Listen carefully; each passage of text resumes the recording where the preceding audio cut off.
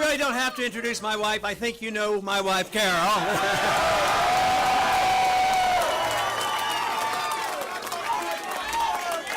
And we have a few other members of the family here. We have a daughter-in-law of Peggy, and we have Lisa, Linda, and Mark. And you know, we have another member of the family, but he's also on the staff. But I think technically in the family, he's a grandson-in-law. That's Jesse Benton. That's it.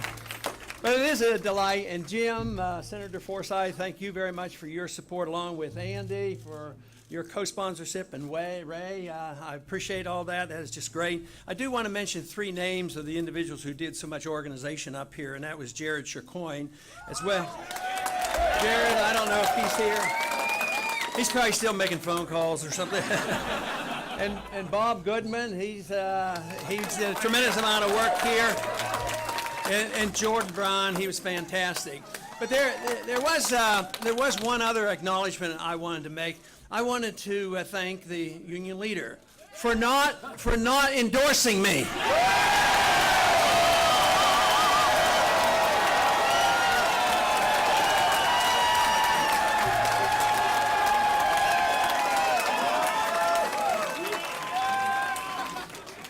Now, I called Governor Romney a short while ago before he gave his talk and congratulate him because he certainly had a clear-cut victory, but we're nibbling at his heels.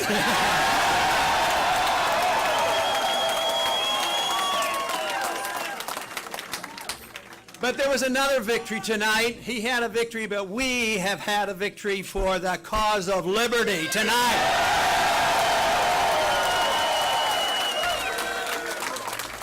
There is no doubt that this whole effort that we are involved in will not go unnoticed, let me tell you.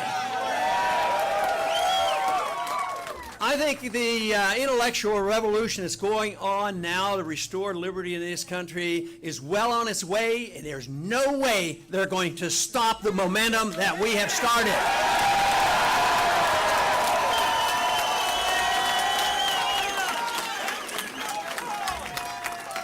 And that is the victory that you have brought about, because you have been the ones that have done the works. There's a lot of people here, but the ones across the countries, the donors, and the excitement on the campuses, it's just unbelievable. We don't always get the coverage or the interest shown on what is going on, because if they did, they wouldn't be ignoring so much of what we're doing. But you know, I find it sort of fascinating when they finally get around, and this is different people. It could be in the media, it could be our opponents or whatever. But I sort of have to chuckle when they describe you and me as being dangerous.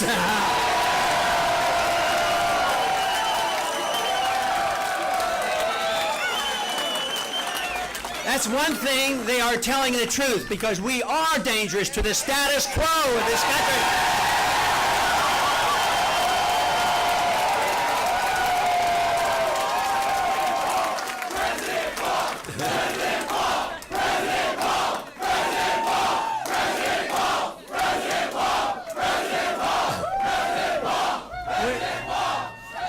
We will remain a danger to the Federal Reserve System as well.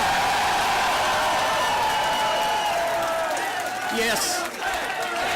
And the Fed, right, and the Fed. Yeah.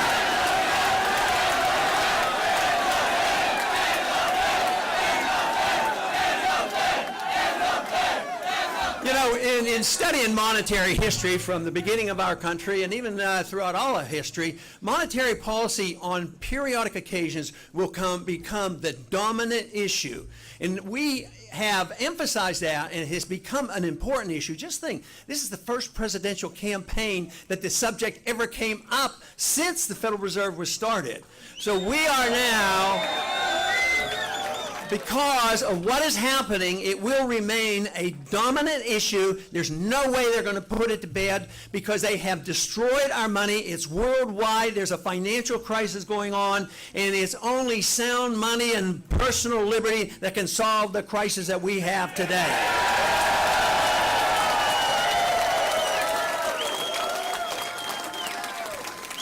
But the one reason I talk about the monetary system so much, it was a sneaky, deceitful way to pay the bills. You know, an honest government that wants to be a big spending government would tax the people, and then the people would know what they were doing. If we had to pay taxes for everything that they do, you know, the people would rise up and stop it. So then they started borrowing money a lot, and then people didn't notice that quite as much because they passed that on.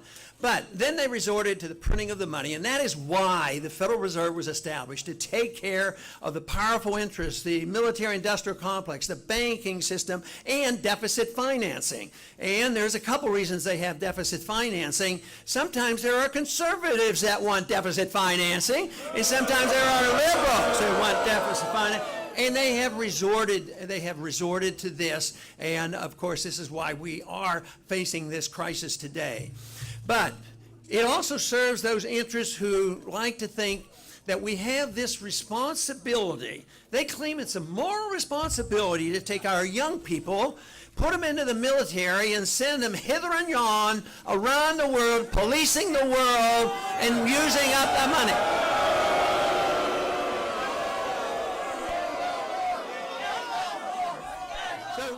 So just as we have been able to bring to the forefront that most important issue of funny money, fiat money, the paper money system, the Federal Reserve, we have brought to the forefront. Others have tokenly talked about it. They get in office and they do nothing about it. But right now, it is this liberty movement, which is seen as a patriotic movement, an individual liberty movement, that is saying to the country and to the world, we've had enough of sending our kids and our money around the world to be the policemen of the world. It's the time to bring them home.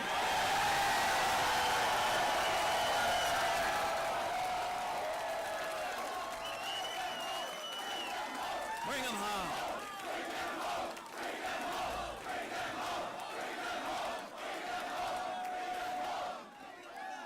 The one thing is we do know they will come home. My goal and our goal has always been to bring them home in a deliberate fashion to avoid major economic crisis by destroying our economy by spending so much overseas. In the last 10 years, the wars that have gone on added $4 trillion of debt. And I don't think we have been one bit safer for it. I think we have been less safe because of all the money that we have spent overseas. So this is the issue now. It is an issue that I think is crucial. Jim mentioned in the introduction that, you know, so often they say that if we tell people that we think we should spend less in the military, they say, oh, that means you want to cut defense. No, if you cut the military-industrial complex, you cut war profiteering, but you don't take one penny out of national defense.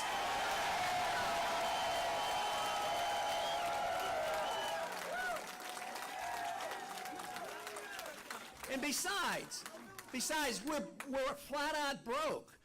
Fortunately, we did not have to fight the Soviets. The Soviets brought themselves down for economic reasons. Do you know that they were so foolish and thought themselves so bold that they could pursue their world empire that they invaded Afghanistan? But we will come home, but if we do it now calmly and deliberately, we can save our economy here at home.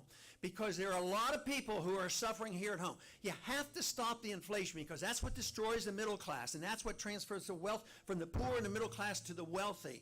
And that is why the wealthy got their bailouts and the middle class shrunk and they lost their jobs and they lost their houses. So this is what we have to do. We have to cut the spending. This is why I have made a token suggestion. In the first year of office, we would cut at least $1 trillion from the budget.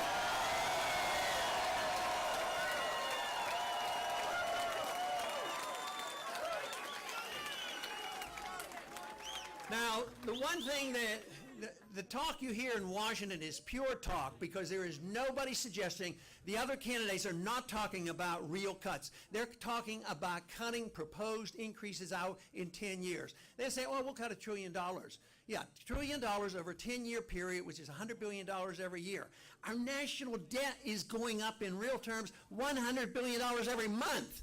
And they claim that's cutting, and they're yelling and screaming, oh, we can't cut, we can't cut. We do have to cut. We have to live within our means if we want to be able to at least take care of the people who have been made to be so dependent on the government. I mean, we have to work our way out. I would say if we did this and cut this overseas spending, at least we might be able to allow the Social Security beneficiaries to get their checks and medical care be provided. But if we continue to do what we're doing, the results are that the dollar is destroyed and the whole thing comes apart, and it's going to be a worldwide phenomenon. Already, Social Security beneficiaries are suffering a lot. Their income is shrinking because the value of the dollar is going down, so they're getting their checks cut. And that is why you have to think about the cutting and stopping the inflation. But overall, you have to ask, once again, as our founders did, what should the role of government be in a free society? The role should be very simple: the protection of liberty.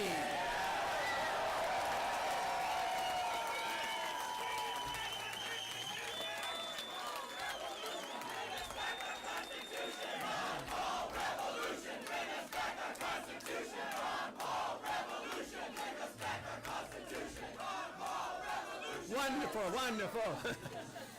You know, the Constitution was written for a very precise manner. It was not designed to restrain the individual, not to restrain you. It was to protect your liberties and to restrain the federal government. But liberty has to be re-emphasized because we have been careless over the last 100 years. We have taken liberty and chopped it up into pieces. Some people think liberty has to do with personal habits, which I agree. Other people think liberty is how to spend your money, and they defend that part, and then they fight about when to do what. I think what we need to do is make this emphasis that liberty means you have a right to your life and your privacy and the way you want to live your life as long as you don't hurt people, and you have a right to keep and spend your money as you want to.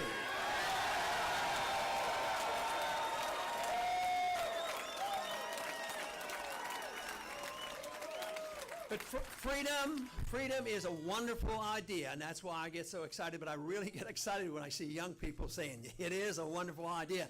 Freedom is popular, don't you know that?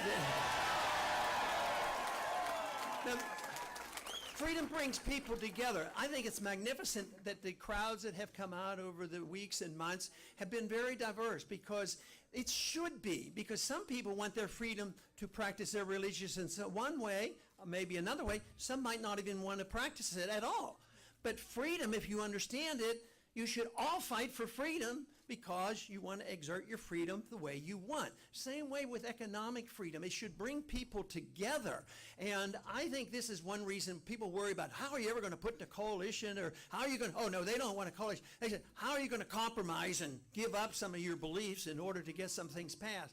You don't have to compromise. What you have to do is emphasize the coalitions that people want their freedoms for different reasons and bring them together. It's been, America has been the greatest country ever, the most prosperous country ever, the largest middle class ever, but it's not that way today. Our middle class is shrinking. The country is getting poorer. The wealth as apparent is based on debt.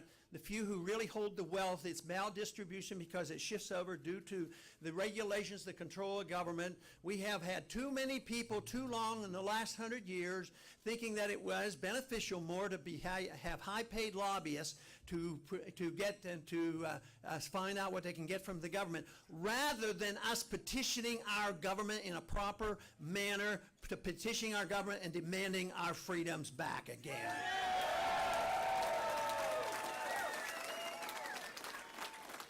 Now, a lot of times they give us trouble, and they say, freedom, you people are just too selfish. All you want to do is have your freedom, you know, and they argue that that is the case. But the thing of it is, the people, the bleeding hearts, and I understand them, and I recognize them, and I believe most of them are well intended. But it doesn't work is the problem. All that good intentions of saying, we're going to give everybody a free house and no loans, and then they can borrow against, you know, the equity. And look what happened. It was a bubble, it burst, and they lost their houses. So the humanitarian instincts are there across the board. What we have to convince them, if you are a true humanitarian, you have to fight and argue the case for free markets, sound money, property rights, contract rights, no use of force, and a sensible foreign policy so we don't waste our resources.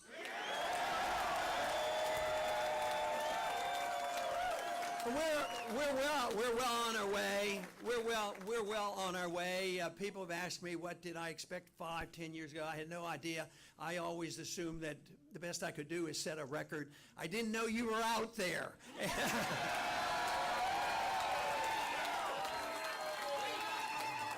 But it's no longer that irate, tireless minority that is stirring up the troops. Now that irate minority, and so tireless as you have been, it's growing by leaps and bounds. It's going to continue to grow by leaps and bounds, and we will restore freedom to this country. Thank you very much.